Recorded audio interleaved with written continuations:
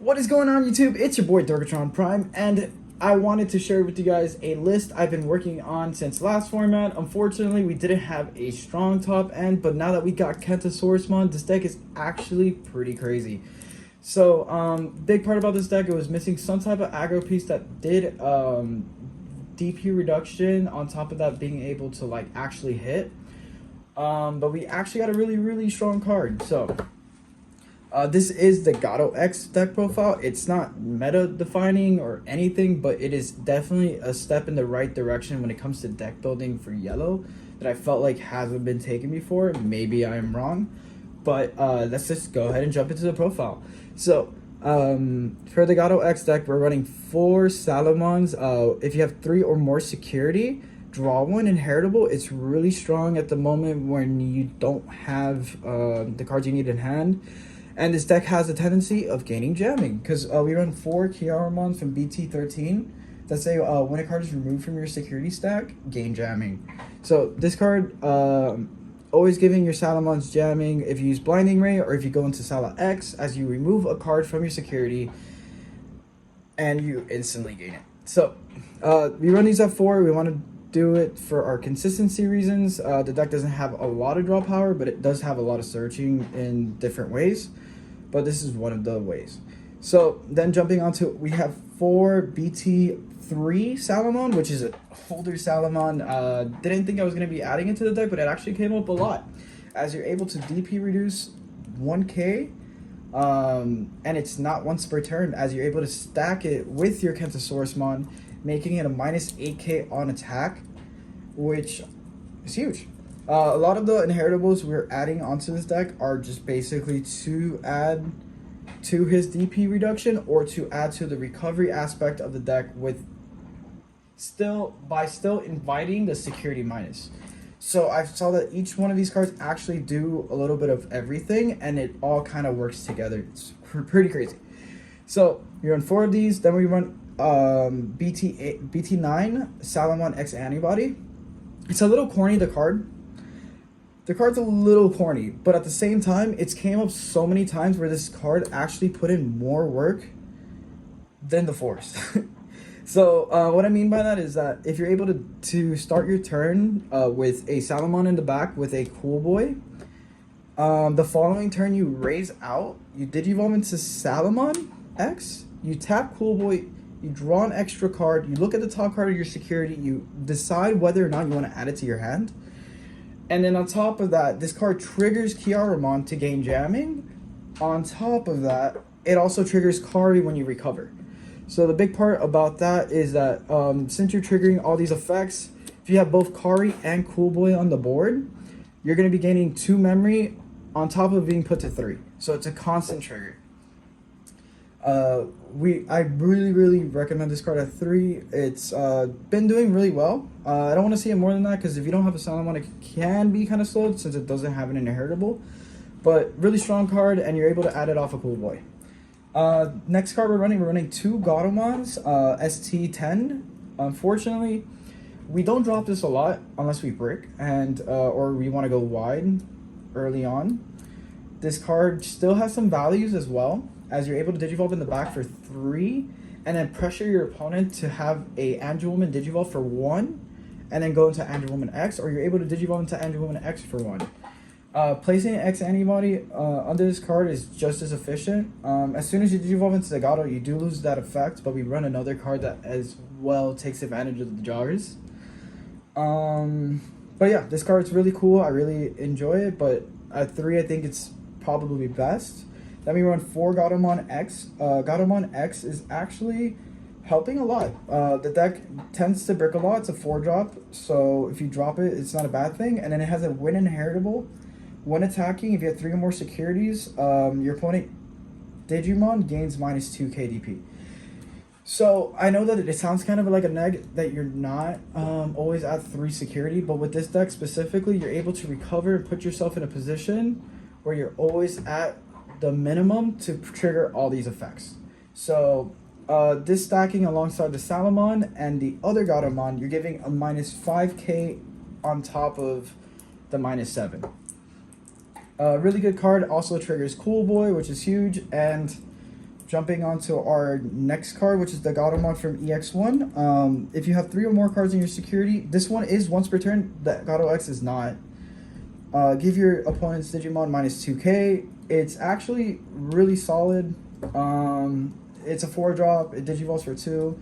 It does what it needs to do, and that's why I run it at 4. Between these two, just stacking, it's insane. The Knowhere is actually an interesting tech I threw in. I was like, oh, let me give it a shot. As you're able to go over the Gato X as well with the Knowhere, gaining both inheritables, and as well as the inheritable for Salamon, giving something minus 5k.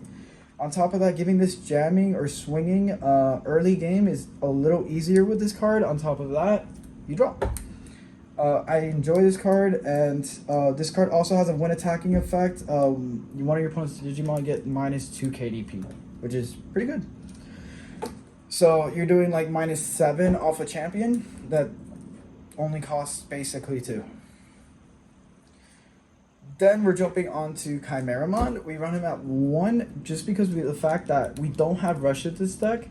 But there's a lot of moments where I am able to spam the board, and ending on a Digimon that reduces DP. On top of that, it puts a good inheritable under it to do more damage or to delete a Digimon is pretty big. And when it joggresses, which is DNA Digivolving, you're able to take advantage of the rush mechanic that DNA Digivolving comes with. And that's like a huge part of it, because you're able to go into a Kentosaurusmon following after that for 2, and you have a ton of inheritables because you just mix 2 Digimon together. It's not that hard to pull off, as you have most of your champions are 4-drops, and it does work with the end of turn joggers effect with the Gatomon, which is pretty cool. Then we're running 4 Angelwoman from Bt13. When Digivolving, giving your opponent Digimon minus Sec 2. So why that is a big deal is because we run Venusmon, as you are able to completely shut down some Digimon that have plus on security, while being able to stall out some turns if it's a spammy deck, kind of like Hunters. They can't really get rid of the bodies they have on board, so you just completely like stun them. The only way they can actually get rid of them, their own bodies, is if they swing into your Digimon. They want to have more inheritables and stuff like that, and on top of that, they have a lot of on deletions, and that's pretty cool. Angelwoman X, you're also abusing the Angelwoman's when attacking. Play a level 3 Digimon, so you're going to be playing a Salamon, which is going to go into Salamon X, which can possibly gain you a memory, and it's also a net gain you memory between each tamer, or it's also a wider body just to go into Chimeramon, or just to set up another Mega, which is the Venus or the Kentaurus. I'm sorry. Alright, so we run 4 Angelwoman X Antibody, as you're able to utilize the X Antibody option as well when attacking.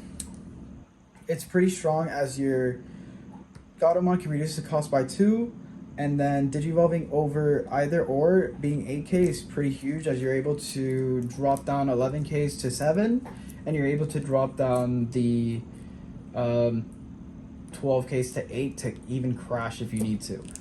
This card's really fun. I really enjoyed it, and it does a lot of the security minusing. So if you security minus 2 something, you can security minus something else by 1, and then on top of that, you recover. So like, this card triggers both tamers being able to gain you memory, and it puts you in a position where you're able to manipulate your security more often than not.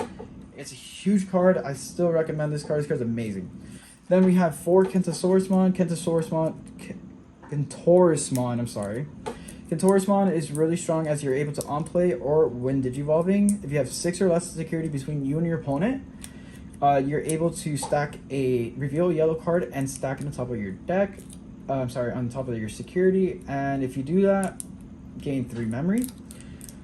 It also has a when attacking effect. Once per turn, if you attack, you can trash the top card of your security to unsuspend and give something minus 7 KDP. So this is stacking on top of your... This card is already stacking on top of your DP reductions, and then if the DP reduction is not once per turn, you're adding more DP.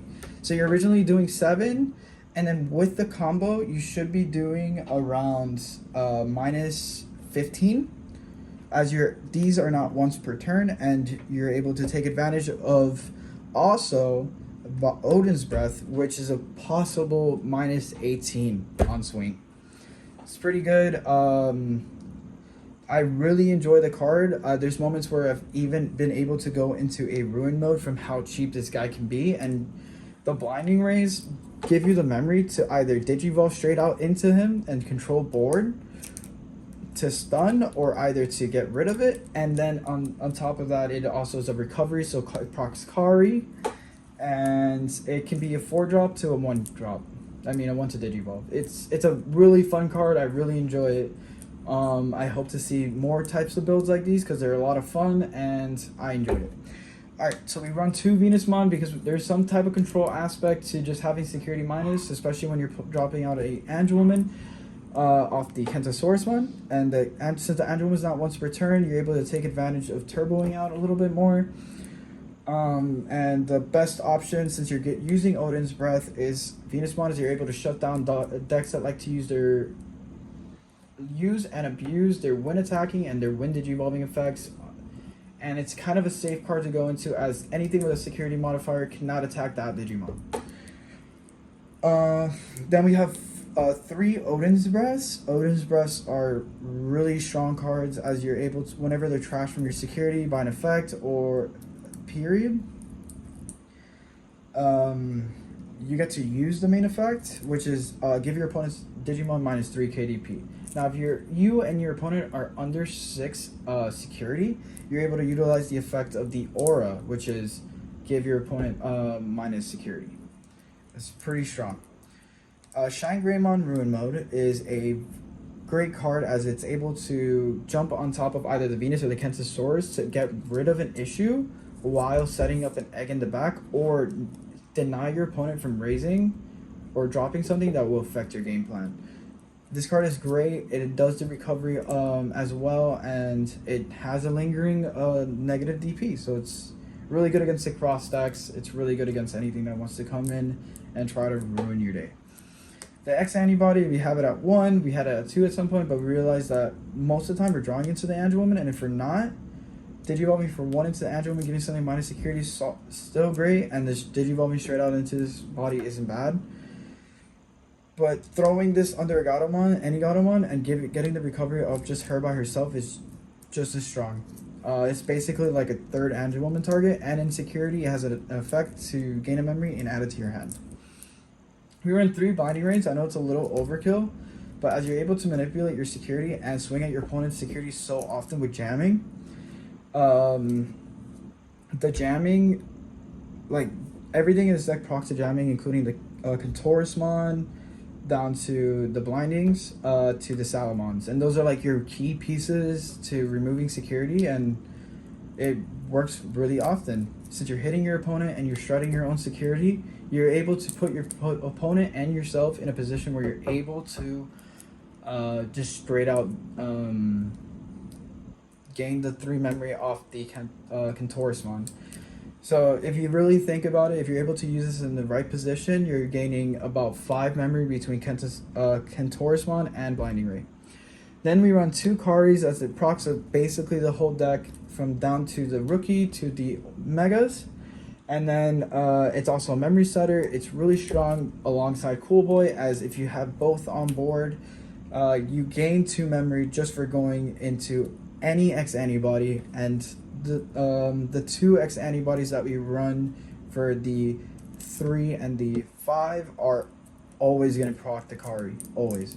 So yeah, I wanted to build this deck because I wanted to try something different, something new, and just have fun with the game, and this deck is a lot of fun. I would love to see like changes or like your interpretation of the deck, and yeah.